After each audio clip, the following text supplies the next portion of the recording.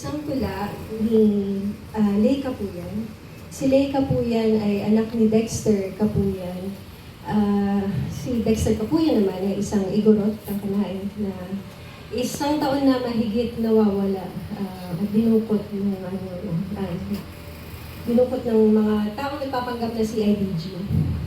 So yun, si Lay, sa isang taon ng paghahanap niya sa kanyang ama, sinulat niya itong tula na ito sa ika-37 kaarawan ni Dexter.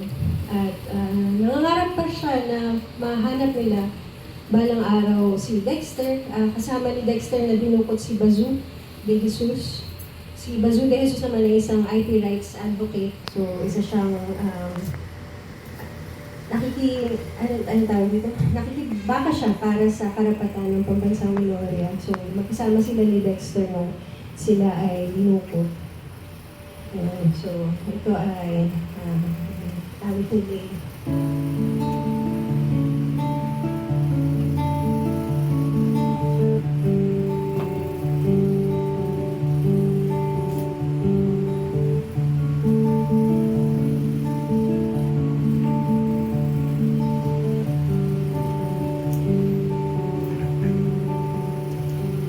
Sumilit ka sa aking panaginip,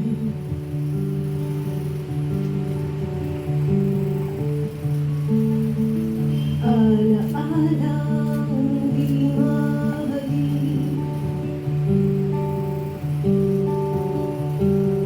aninaw may nakaupit sa isip.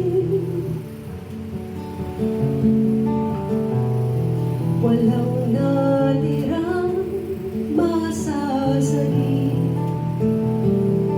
ngunit sa'yo nawagling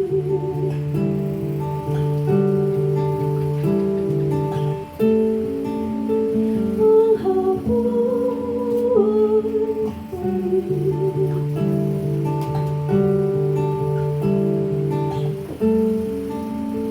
Makasama ka sa piling,